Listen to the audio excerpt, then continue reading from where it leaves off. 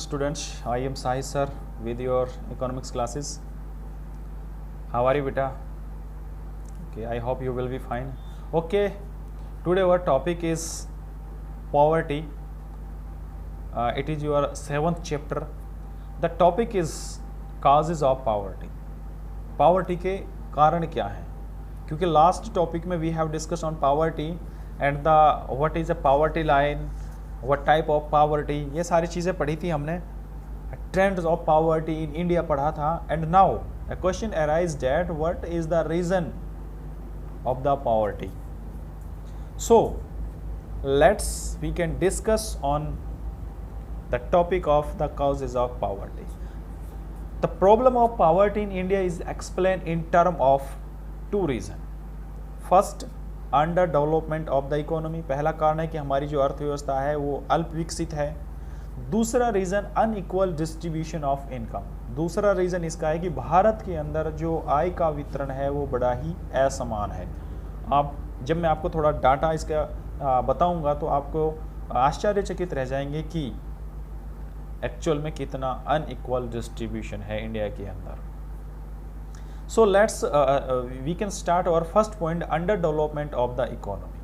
यानी poverty with reference to under development of the Indian economy. The under development of the Indian economy is the main cause of poverty in India. The following reason throw light on it. Its observations. वो कह रहा है कि कुछ point दे रखे हैं जिनसे हमें पता चल जाता है, जिनसे हम ये ऑब्जर्व करते हैं कि एक्चुअल में इसके कारण गरीबी पाई जाती है. तो पहला पॉइंट है बेटा low level of national product. इसमें कोई दो राह नहीं है कि भारत के अंदर जो राष्ट्रीय उत्पाद है वो बहुत कम है. और वो कम क्यों है? गरीबी. क्योंकि गरीबी वो उसको जन्म देती है, वो उसको जन्म देती है. अब कम क्यों होता है? वो इसलिए होता है क्योंकि हमारे पास मीन्स नहीं है प्रोडक्ट करने के लिए. और वो क्यों नहीं है? क्योंकि हम गरीब हैं. गरीब क्यों है? क्योंकि हमारे पास एम्प्लॉयमेंट नहीं है. एम्प्लॉयमेंट क्यों नहीं है? कि जो उत्पादन करने के लिए डिमांड है वो नहीं है. डिमांड क्यों नहीं है? क्योंकि परचेजिंग पावर नहीं है. तो ये एक सर्कल होता है, एक सर्कल दूसरे सर्कल को जन्म देता है. ये मैं आपको पढ़ाऊंगा. इसमें इंजेक्शन होता है और लीकेज होता है. जब लीकेज होता है तो किस वजह से उसमें गवर्नमेंट को इंजेक्शन लगाना पड़ता है. एक बिग पुश होता है, वो हम थोड़ी पढ़ेंगे. बट यहाँ पर हम आपको बता रहे हैं कि जो रीज़न है गरीबी का वो है, पहला रीज़न है कि low level of national product. दूसरा पॉइंट हमारा लो रेट ऑफ ग्रोथ. भारत की जो जीडीपी की ग्रोथ है वो बहुत कम है. उसके कारण भी गरीबी पाई जाती है. उसका कारण कम क्यों है मैं आपको बता देता हूँ कि during the 5 year plan India have got the 5% growth rate, but इसके साथ साथ 2% ग्रोथ इन पॉपुलेशन. अब 5% की हमारी ग्रोथ हो रही थी, उसके साथ 2% हमारी पॉपुलेशन ग्रोथ हो रही है. तो जो बढ़ी हुई 5% ग्रोथ थी, 2% तो पॉपुलेशन खा रही है, तो कितनी बची? 3%. तो हमारी 3% ग्रोथ है. यानी पर कैपिटल जो है वो हमारी अराउंड 3% के कारण उसकी वो बच जाती है. तो अब वो एक हमारा रीज़न है. क्योंकि जब ग्रोथ ही नहीं हो रही है तो एम्प्लॉयमेंट की अपॉर्चुनिटी क्रिएट होंगे नहीं, लोगों की परचेजिंग पावर हो बढ़ेगी नहीं, तो वो अपनी बेसिक जो नीड्स हैं उनको फुलफिल भी नहीं कर पाते हैं. थर्ड रीज़न है हैवी प्रेशर ऑफ पॉपुलेशन. अभी पहले सेकंड पॉइंट पे हमने डिस्कशन किया था कि जो हमारा पॉपुलेशन है उसका बहुत ज़्यादा प्रेशर है. जो हमारी बढ़ी हुई जो जिससे हम पैसे कमा सकते थे, मनी जनरेट कर सकते थे, विदेशों में अपना माल एक्सपोर्ट कर सकते थे, उसको तो हमारी बढ़ी हुई पॉपुलेशन खा जाती है. हमने कोई उत्पादन किया है, अब हमने इंपोर्ट कहाँ से करेंगे? क्योंकि जो हमने अतिरिक्त उत्पादन किया था उसको हमारी अतिरिक्त जो पॉपुलेशन थी वो बढ़ने के कारण उसमें चली गई. तो हैवी प्रेशर ऑफ पॉपुलेशन. आप देख लीजिए लैंड के ऊपर कितना प्रेशर पॉपुलेशन का होता जा रहा है. जो फर्टिलाइजर लैंड थी अब वहाँ पर क्या हो रहा है कि रेजिडेंशियल एरिया बन रहे हैं. तो रीज़न क्या है कि हमारी उत्पादन क्षमता तो घटेगी. तो तीसरा कारण ये गरीबी का, जब हमारी ये उत्पादन क्षमता ही नहीं है तो हम इन्वेस्टमेंट कैसे करेंगे. चौथा हमारा इन्फ्लेशनरी स्पाइरल. इन्फ्लेशनरी स्पाइरल का मतलब होता है कि कीमत एक निश्चित स्तर से बढ़ जाना. इन्फ्लेशन मुद्रास्फीति जिसे हम बोलते हैं. तो मुद्रास्फीति का मतलब होता है कि कीमतों को निश्चित रूप से एक निश्चित पॉइंट से कंटिन्यू ऊपर तक बढ़ना. तो इससे क्या होता है कि जो गरीब लोग होते हैं उनकी जो परचेजिंग पावर से की पहुंच से बाहर चली जाती है, वो उस चीज़ की डिमांड नहीं करता है. जब डिमांड कम हो जाती है तो फिर उत्पादन नहीं होता है, तो छटनी होती है दोबारा से, फिर लोग बेरोजगार हो जाते हैं, फिर गरीब हो जाते हैं। तो ये हमारा चौथा पॉइंट है इन्फ्लेशनरी का। पांचवा है चौरानिक अनएम्प्लॉयमेंट एंड अंडर अनएम्प्लॉयमेंट। वो कह रहा है कि प्राचीन काल से ही हमें गरीबी मिली है, बेरोजगारी मिली है, और उसी का जो चक्र चला हुआ है उसी में हम फंसे हुए हैं। वो कह रहा है कि in 2010 and 11 India have around 2.5 crore unemployment, but it increase around 4.83 crore in December 2014। यानी आप अंदाज़ा लगा लीजिए कि जो हमारी प्राचीन काल से ही हमें जो विरासत में मिलती है वो बेरोजगारी होती है, और बेरोजगार जब लोग होते हैं तो उनके ऊपर वो क्या है, गरीबी होती है।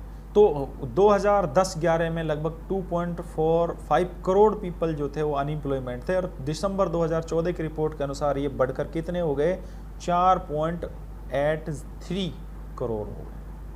फिर हमारा अगला है कैपिटल डिफिशियंसी। कैपिटल डिफिशियंसी मतलब जो हमारी मशीनरीज हैं वो पुराने ज़माने की हैं, यानी उनकी उत्पादन क्षमता कम है। जो डेवलप्ड कंट्रीज़ हैं वहाँ इतना एडवांस टेक्नोलॉजी है कि वो कम समय में उच्च क्वालिटी प्रोडक्ट उत्पादन करते हैं, तो ऑब्वियसली इंटरनेशनल मार्केट में उनकी डिमांड होगी। जब हमारा माल वही पुराने किस्म से बन रहा है और वो देर में बन रहा है, हाई कॉस्ट पर बन रहा है, तो कौन खरीदेगा उसको? जब खरीदेगा नहीं तो फिर अनएम्प्लॉयमेंट होगा, लोगों के पास पैसा ही नहीं आएगा।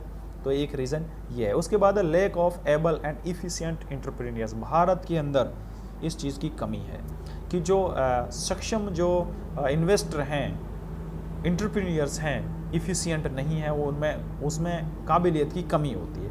फिर है हमारा आउटडेटेड सोशल इंस्टीट्यूशंस। हमारा जो इंस्टीट्यूशंस है वो पुराने डर्रे का है, पुराने ज़माने का है। अभी भी हम जो हमारी लेटेस्ट टेक्नोलॉजी उनसे वी हैव लैग बिहाइंड, हम बहुत पीछे हैं अभी, तो हम उनका बराबरी नहीं कर पाते हैं, इसलिए जो है गरीबी बढ़ती जाती है। गरीबी का कोई सॉल्यूशन नहीं होता है। उसके बाद है हमारा लैक ऑफ इंफ्रास्ट्रक्चर्स।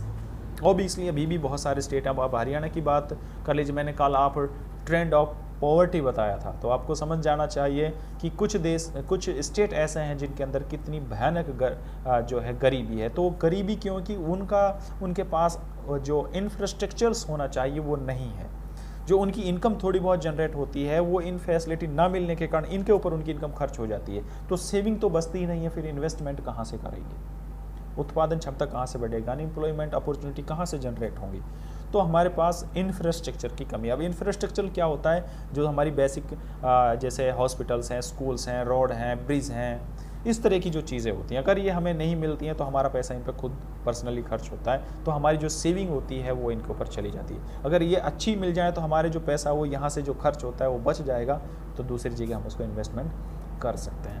उसके बाद बेटा हमारा दूसरा पॉइंट है poverty with reference to unequal distribution of income. बहुत इंपॉर्टेंट पॉइंट है। भारत में गरीबी का मुख्य कारण है कि भारत के अंदर जो इनकम का डिस्ट्रीब्यूशन है वो बहुत ज़्यादा अनइक्वल है।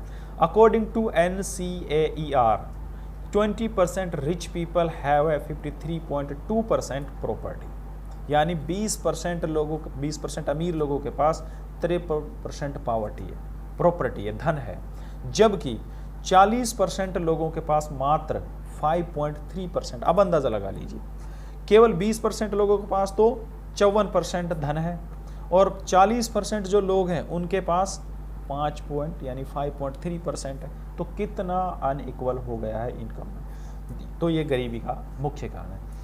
दूसरा है according to report of monopoly inquiry commission, the country's 1536 companies are controlled by the only 75 families. मैं आपको बता देता हूँ बेटा कि भारत के अंदर 1536 जो कंपनीज हैं बड़ी बड़ी, उनके ऊपर केवल 75 फैमिलियों का अधिकार है, उसके अंदर है वो, तो मोनोपोली हो गई एक तरह से उनकी।